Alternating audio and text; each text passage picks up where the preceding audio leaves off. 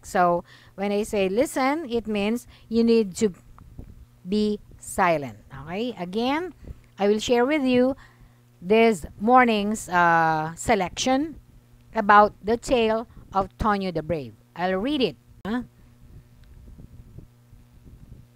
The following is a 21st century Philippine literary text entitled The Tale of Tonyo the Brave. It deals with our cultural belief in the distant past.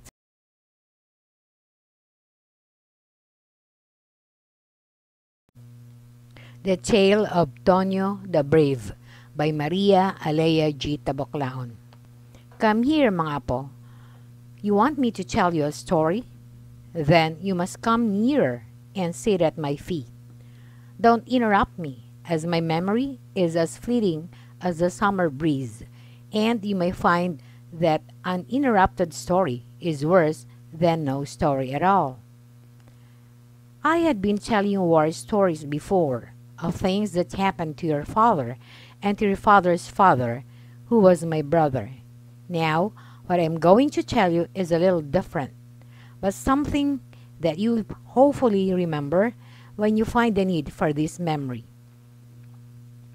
I was the third son of Francisco, a town hall clerk, and Carmencita, a housewife, in a small town called Kanda, somewhere south in Bukidnon. It is far from here, very far. To go there, you have to travel by ship or airplane, and by bus for more than 12 hours. We lived in a small house, made smaller by the fact that there were 3 sons, all not far apart in age. Fernando was the oldest. Alejandro, your grandfather, followed a year after. Then me, barely a year later as well. After that, Nanay just declared she would not get pregnant again. And indeed, she didn't. We were boisterous as all boys are, and it was all that Nanay could do to keep us in place. We had no household help, and aside from our 3 cats, 5 kittens, 2 dogs, a flock of chickens, and 2 pigs, we only had Apo, Nanay's father. Apo was 84, but he was still spry and lively.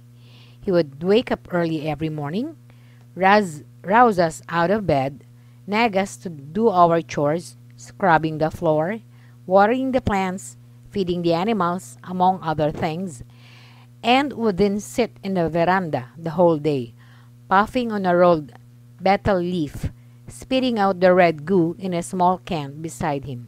It is a kind of red thing with leaves that and lime chewed by old folks in the olden times, or mostly in the province. Okay, very good. It is nga in Filipino or in Tagalog.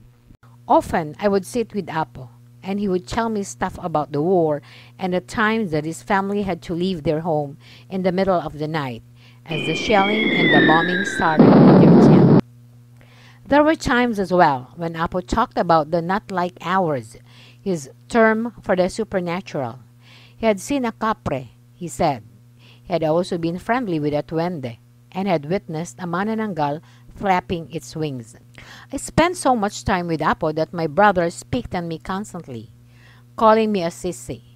That was their favorite taunt, for they knew I hated to be called that.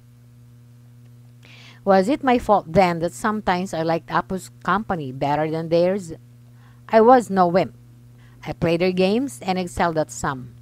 I was the best when it came to playing with marbles, and nobody could catch me when we were playing tag. But I did not like hunting, which was one of their favorite pastimes. I loved birds, and I hated to see them hurt.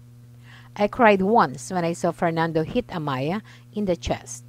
The poor bird, falling from a branch, merely stunned or dead, I didn't know. I ran away before they could see my tears, but I let them be. I worried that they would tease me even more if I chided them about hurting birds. I refused to go hunting with them.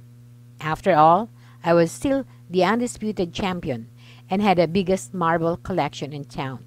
One day when Fernando was 14, Alejandro 13, and I 12, Tatay came home with bad news.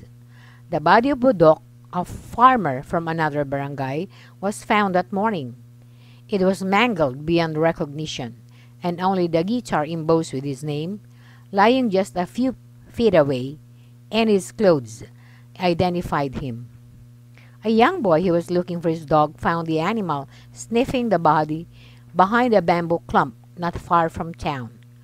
According to Taray, it was the second such murder in 2 months. But they had worried before because the first victim was a stranger and the murder had taken place in Antil, a town a day's walk away. What was queer, Taray said, was that someone pulled out buttocks and the stranger's internal organs. According to the doctor, neither a ball nor a knife was used for the crime, which didn't make sense at all, for that would mean that the person used his hands, and how could a pair of hands do the damage it did? Apo was at his usual place in the veranda, listening to Tatay, but hearing that the murderer used his hands, he stood up and came nearer to us. "He used his hands, eh?" he said, sitting next to Tatay in the sala. "That's right, Tay," my father answered, holding Nanay's hand. "But the doctor is still examining the body and talking to the coroner from Antil. He'll have a full report soon." "Is it Dr. Morales?" When my father nodded, Apo surprised us all when he stood up and went outside. "I'm going to see him." When Apo came back late at night, he was unusually silent. He didn't eat supper with us and just stayed in his room. We heard him rummaging in his caban once or twice, and then all was quiet. "What's he doing?" Alejandro asked. Nobody answered. It was a solemn dinner, with Tata and Nanay silent, thinking perhaps of the murder, and Apo not there to chastise us for not doing our chores well. "Maybe he's smoking again, arranging his battle rolls in that wooden chest of his," said Fernando, who didn't think much of Apo. Before I could think of a rejoinder, Apo came out of his room. In his hand was a long bronze dagger, easily a foot in length, and a piece of cloth. He sat at his usual place on the table and polished the blade, oblivious to the 5 pairs of eyes staring at him in astonishment. "Tay, what's that?" Nanay asked, not daring to believe that her beloved, usually harmless father was now holding a lethal weapon. "That's a nice piece of work. I don't see many bronze daggers nowadays," Tatay said, admiring the thickness and the sheen of the metal. "What are you going to do with it, Tay?" Apo put down the blade and faced all of us, no longer the blabbering, betel-smoking old foggy, but a strong, wise man about to impart wisdom to his brethren. "We're not dealing with something ordinary here," he said. "Where?" Fernando interrupted. Tatay shushed him and gestured for Apo to continue. "I've been to Dr. Morales. The coroner's report from Antil arrived already, and his findings matched that of Dr. Morales's. It was done by a woman." At this, he held up a hand as we all tried to ask him at the same time how the doctors knew.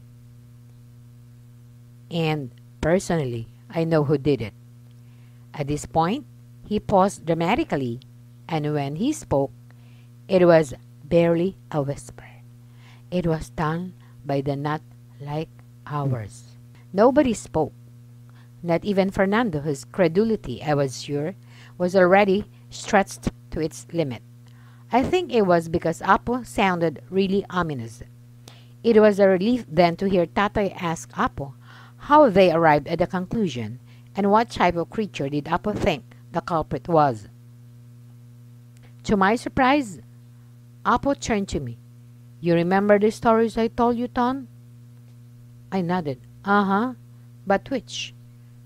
"About the Manlalayog," he said, and I nodded again, wondering what the connection was. "About the creature called the Manlalayog. And that's why I got suspicious when I heard you describe the body. It occurred to me then that I have seen that type of murder before, so I went to the doctors to see if we could find strands of a woman's hair and pieces of broken nail to prove my hunch.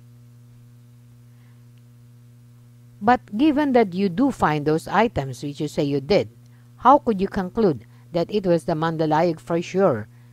Tatay asked. He was still trying to steal Nanay's hands, which were nervously wringing the tablecloth off the dining table. Apo leaned into Tatay's face. You know Budok? Tatay nodded. He's young, isn't he? And strong. Tatay nodded again. How then can a woman claw his face and pull out his internal organs with her own hands? How can you explain that? But she may have used a blunt instrument, like a spoon. Or she may not be alone, or... Tatay trailed off in mid-sentence when he saw Apo's face. Apo was shaking his head, and he looked sad and not a little afraid. Nobody believes in them anymore, he whispered. And it will be our deaths. Wait, Tatay, tell us please. What's a Manlalayog? We really don't know. Apo looked at each of us in the eye, then turned his back. When he spoke, his voice was very low, as if he was afraid of being heard, and all we had to lean forward to catch his words. When I was just a little older than Fernando here, he said, a Manlalayog came to our town. She managed to kill 5 men within 5 months before one finally succeeded in stopping her. A Manlalayog is a creature that possesses special powers.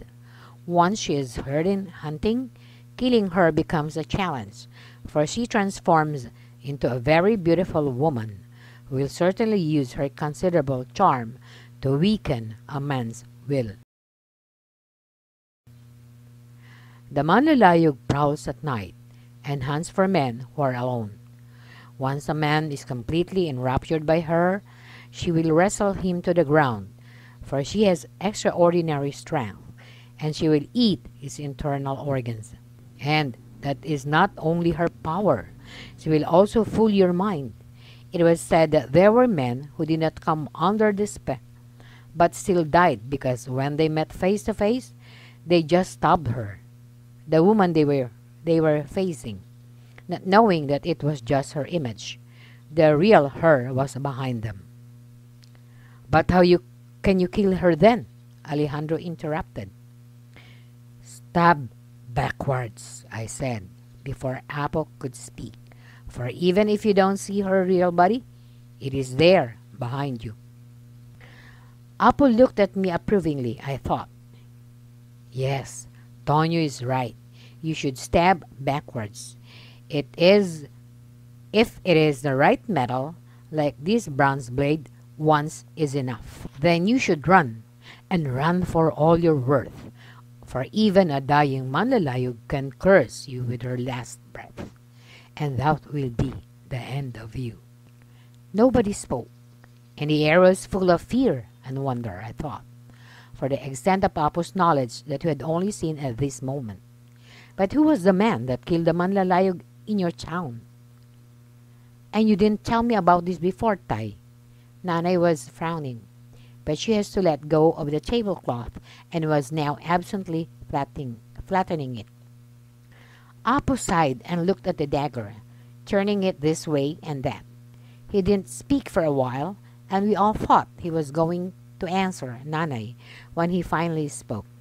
I didn't tell you because there was no reason to. I never thought this would happen again, he said. He looked at Nanay.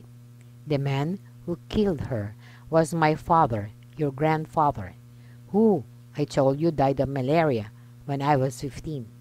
It seemed that my great-grandfather managed indeed to wound the Manlalayog. Unfortunately, he didn't live until the woman seemed dead. She cursed him, Apo said, telling him that he will die before the month was to end. Our great Lolo died within a week, but not before telling his 15-year-old son everything that he knew about the monster he bested. He gave him the dagger to keep as well, reminding him that he should follow his father's footsteps should the same thing happen again. But he was already too old. Too old. Apo was shaking his head, looking at the weapon in his hands wistfully. That's why I took out this dagger, in case someone is willing to hunt the Manlalayog. She won't be coming out until the next full moon, so we have time to prepare. Tatay stood up, shaking his head through his hair. How can we tell the mayor or the police about this? They laugh at us. Then don't. But we can let her kill again, if indeed it is a Manlalayog. Apo sighed. Isko, we can't let the authorities do everything. So what do you suggest we do? I can't very well do it, if that's what you're suggesting. Tatay was glaring at Apo, and Apo was glaring back. And why not? You are still young and strong. Tay! Nanay was furious. She stood up and faced Apo. How can you say that? We have 3 children, and what are the police there for? Nanay was almost shouting, and Tatay had to calm her and lead her to their bedroom. Apo looked at us. Sometimes you have to be brave, my boys. Then he too went to his room. The next morning, nothing was said of the incident. Apo did not talk about the Manlalayog, and neither did my parents. But there was a tension in the air as the weeks passed and the doomed night neared. On Thursday, the night before the full moon, Alejandro brought up the subject while we were in bed. Do you think she'll strike again? He said. Fernando harumphed. It's just one of Apo's tales. You wanna bet nothing will happen tomorrow? How can you say that? I protested. Apo was telling the truth. You saw his face when he was telling us about his father. How can you just ignore it? Way to go, Tonyo. We didn't know you really believed that, Alejandro said. He whispered something to Fernando and they laughed.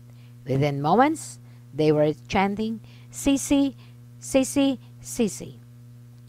Wanting to strike back, I muttered, You just don't want to face her. You're just afraid you'll be her next victim. Fernando sat up and brought his face close to mine.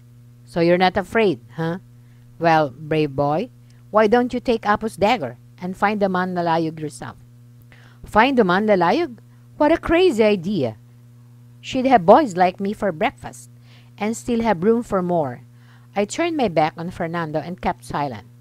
But my brothers guessed the reason for my silence and resumed their chanting once more, punctuating it with hisses. Feeling their guides bite and realizing that the only way to stop their jeering was for me to agree to what they wanted me to do, I almost shouted, Yes, yes, I'll do it, I'll kill her.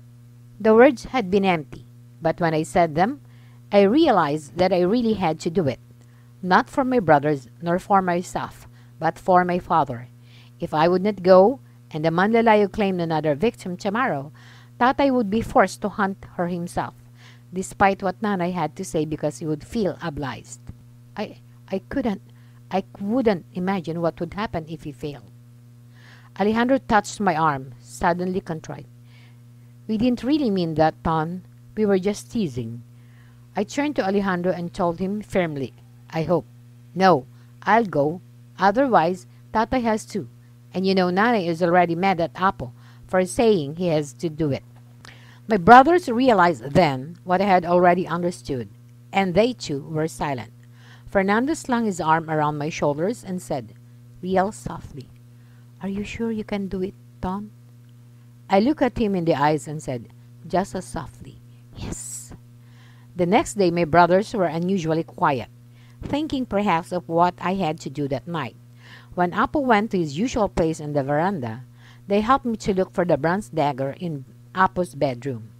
We found it on top of his clothes in the caban, and we hid it in my closet. Nobody was able to eat dinner, and though my parents were greatly puzzled, for my brothers and I were usually voracious eaters, no matter what the food was, they did not comment, lost in their own thoughts as well. We said good night, and my brothers and I lay down on the mat, all tense and waiting for the time that I could safely leave the house. When we were sure that our parents and Apple were asleep, we rose. I took out the dagger from the closet and tucked it into the waistband of my pants. "Better carry it," Fernando whispered, "so you're ready any time." Alejandro hugged me. I patted his back, saying I would be back before they knew it. I was down the stairs already when Fernando tried to pull me back inside the house. Don't do it. Please, you'll get yourself killed." I pulled out of his grasp and said, "I won't. I'll take care."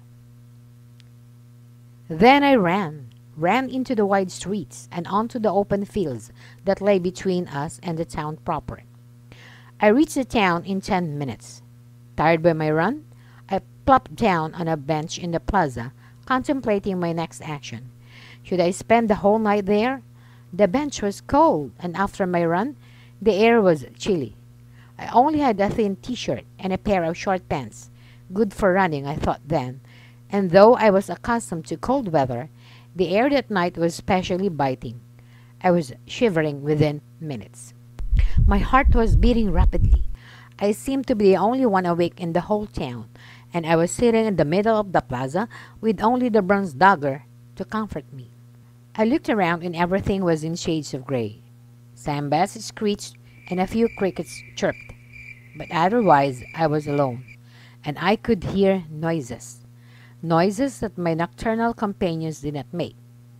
I was hearing the noises of the night, and it seemed to come from everywhere, yet from nowhere.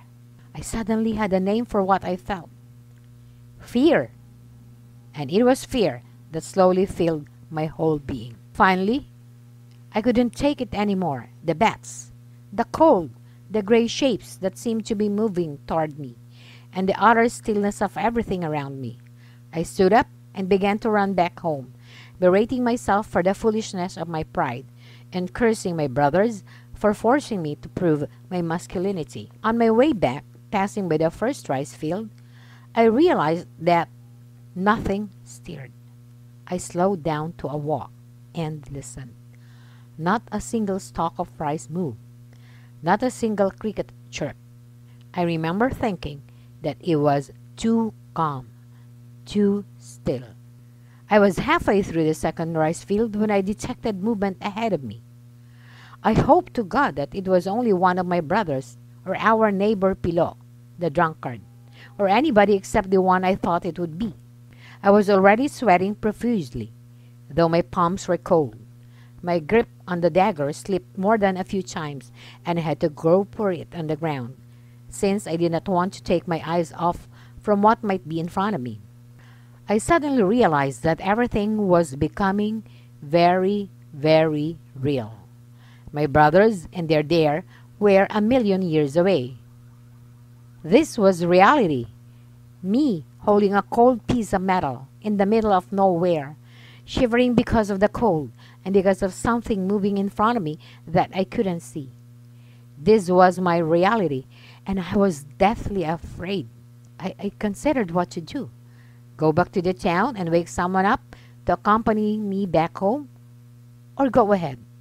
I was standing indecisively when the matter was taken from my hands.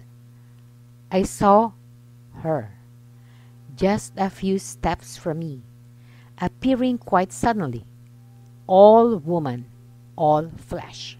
Her movements were graceful, and her hair was very, very long, moving with a life of its own, trailing after her like a black luminescent gown, and she was looking at me, and she seemed to see deep into my soul.